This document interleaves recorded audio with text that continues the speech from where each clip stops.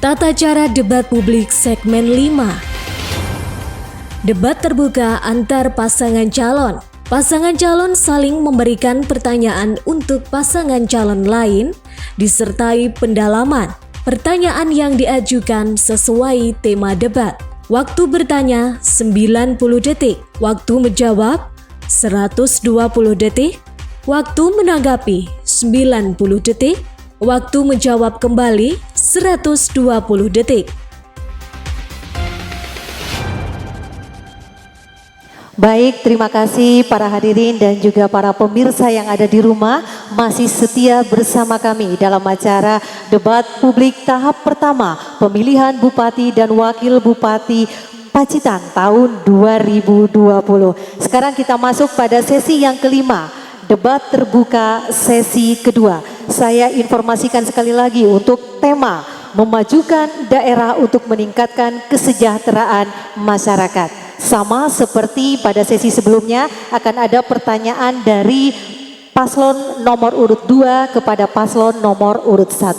Pada sesi yang kelima kami persilakan terlebih dahulu untuk paslon nomor 2 memberikan pertanyaan kepada paslon nomor urut 1. Kami persilakan. Baik, terima kasih. Ini kita secara real aja ya.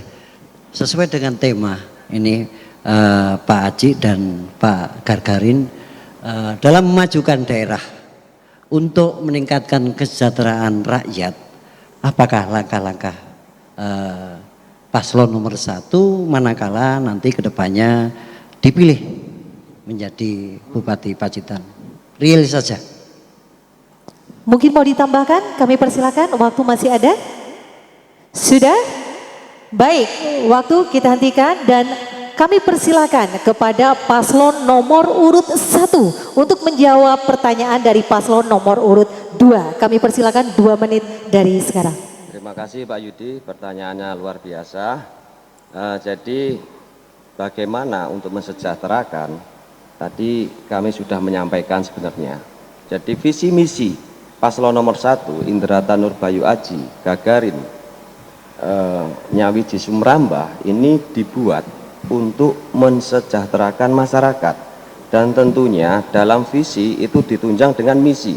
Kemudian nanti misi itu di breakdown lagi oleh program prioritas dan program kegiatan-kegiatan yang lainnya.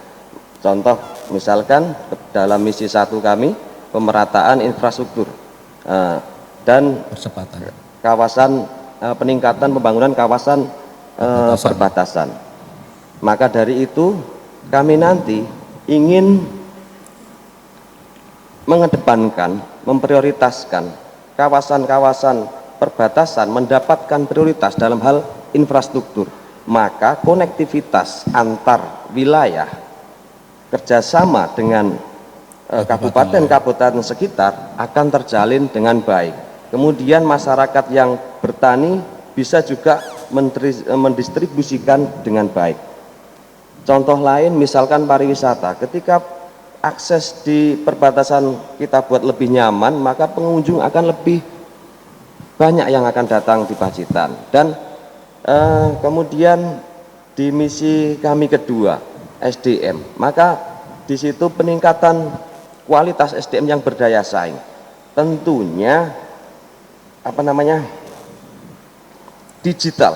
Sekali lagi sekarang di era digital, maka peran pemuda dalam hal untuk menaikkan kreativitas, mempromosikan daerahnya dan bekerja di wilayah itu menjadi prioritas dan program prioritas kami. Demikian. Baik, waktu sudah habis. Kami persilakan kepada paslon nomor urut 2 untuk memberikan tanggapan atas jawaban dari paslon nomor urut 1. Kami persilakan. Ya, bagus sekali program untuk melakukan pembangunan infrastruktur di kawasan yang berbatasan dengan daerah yang lain. Dengan cara apa supaya istilahnya infrastruktur di perbatasan ini bisa dilakukan tatkala panjenengan nanti jadi bupati? Karena terus terang ya, kita pemerintah daerah untuk saat ini mempunyai panjang jalan sampai 800 km, hanya mampu dibiayai 48%. 48%. Ini tidak nambah-nambah karena istilahnya jalan yang sudah dibiayai ini umurnya tidak sampai 1 tahun udah rusak lagi. Nah ini kita untuk membiayai infrastruktur jalan kita sendiri masih belum selesai. Tadi Pak Haji mengatakan bahwa itu akan menjadi program prioritas. Ini tolong jelaskan sama saya dengan menggunakan apa? Kalau menggunakan APBD saya rasa nggak mampu untuk menyelesaikan pekerjaan jalan kita yang 800 meter ini karena setiap tahunnya stagnan di 48%. Monggo. Baik, waktu sudah habis dan kami persilahkan kepada paslon nomor urut 1 untuk menjawab dari pertanyaan paslon nomor urut 2. Kami persilahkan. Terima kasih. Jadi tentunya kan kita juga tahu bahwa jalan itu ada klasifikasinya, gitu. Ada jalan nasional, ada jalan provinsi, dan ada jalan kabupaten dan desa juga, gitu. Nah, di situ ada pembiayaan yang bisa dilakukan oleh APBN, APBD provinsi, dan APBD kabupaten. Nah, serta bisa juga APBDes, gitu. Nah, dari situ kenapa tidak bisa, kenapa tidak mampu? Kalau untuk 100% tentu kita butuh waktu, kita butuh tahapan, karena tidak bisa juga misalkan 1 tahun menyelesaikan seluruh ini tidak bisa.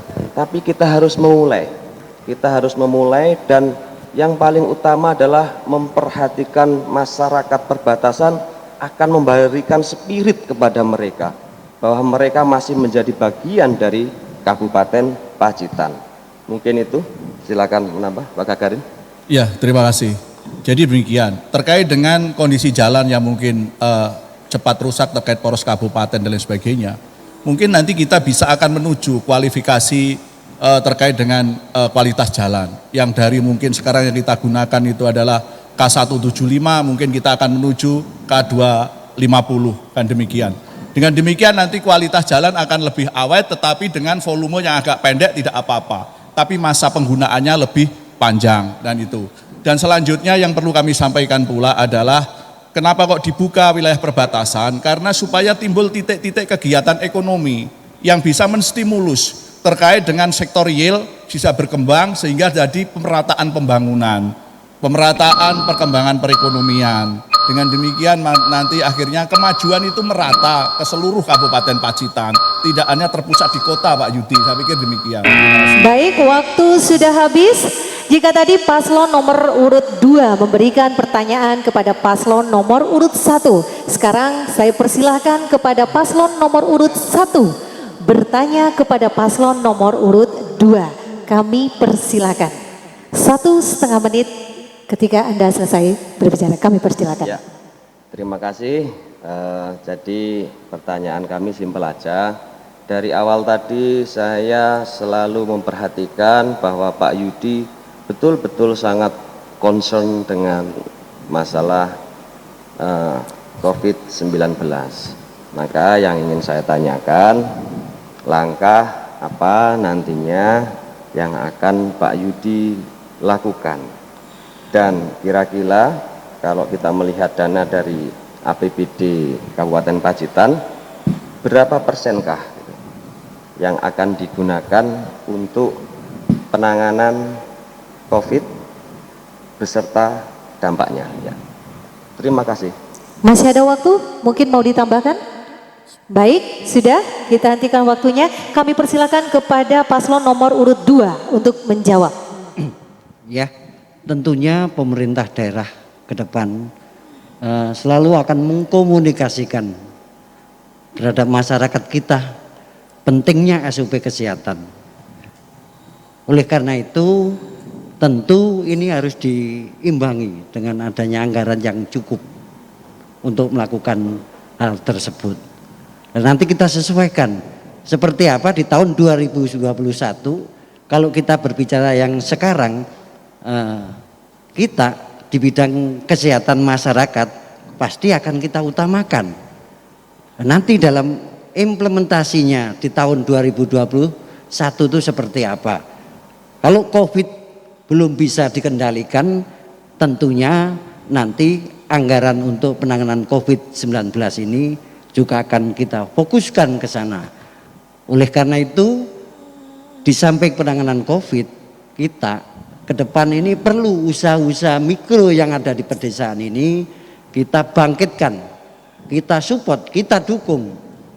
Karena langkah-langkah dari pemerintah pusat sudah jelas.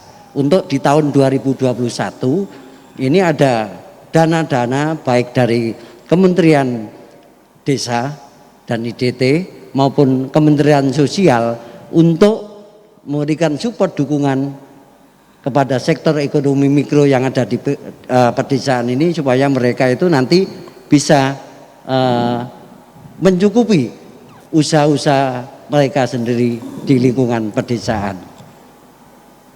Ini. Mungkin mau ditambahkan Bapak, masih ada waktu? Terima kasih. Di samping dana itu memang juga penting, tapi juga perlu dilakukan tentang tindakan di tingkat masyarakat sendiri, tentang kedisiplinan, tanggung jawab bersama dalam rangka menangkal penyebaran COVID melalui lembaga. Baik, waktu sudah habis. Kami persilahkan kepada paslon nomor urut 1 untuk memberikan tanggapan atas jawaban dari paslon nomor urut 2. Kami persilahkan. Baik, jadi kalau kami melihat bahwa COVID ini kan kita berbicara masalah kesehatan atau keselamatan dengan dampaknya, artinya masalah perekonomian. Dan kami merasa bahwa pemerintah daerah yang sudah melakukan saat ini, artinya pemerintah daerah saat ini sudah melakukan hal yang baik dalam hal penanganan gitu. Dan perlu peningkatan saja gitu. Nah, termasuk kepada dampak-dampaknya. Jadi kalau kami akan meneruskan hal tersebut, nah, tentunya dengan evaluasi. Tapi tadi sebenarnya belum menjawab sih. Silakan Pak Kadir untuk menambahkan. Ya, terima kasih. Terkait dengan penanganan COVID ini, saya pikir kita bangkitkan dan kita kuatkan mental masyarakat dulu dalam menghadapi pandemi. Selanjutnya terkait dengan protokol kesehatan harus kita lakukan bersama. Dan tentu ini kan berdampak kepada tidak hanya ekonomi tapi juga pendidikan. Maka kami nanti akan mencari solusi terkait dengan hal itu.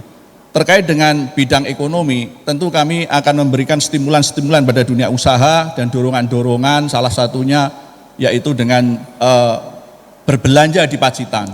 Dan selanjutnya terkait dengan dana pendidikan, andaikan kita tapi tidak minta, andaikan terjadi seperti ini terus, maka kita perlu membuat jaringan-jaringan internet ke pelosok di tempat pusat pendidikan sehingga baik, waktu sudah habis. Kami persilakan kepada paslon nomor urut 2 untuk menjawab tanggapan dari paslon nomor urut 1. Kami persilakan. Ya, tentunya yang disampaikan Pak Gargarin tadi ini sesuai dengan SOP penanganan COVID dari pemerintah pusat, pemerintah provinsi sama pemerintah daerah. Ini kan udah itu. Tapi yang bisa dirasakan masyarakat ini kan bentuk nyata. Bagaimana di masa era COVID-19 ini mereka itu betul-betul real bisa melakukan suatu upaya sehingga ketercukupan swasembada bahan pangan tadi itu bisa masyarakat pedesaan bisa menikmati. Apa langkah-langkah apa yang akan diupayakan tatkala panjenengan nanti diberi amanah untuk menjadi bupati? Itu aja. Kalau SOP kesehatan ini jelas arahnya dari pemerintah pusat ya seperti itu. Jelas nanti akan kita laksanakan, siapapun yang jadi bupati akan dilakukan. Namun istilahnya realnya seperti apa?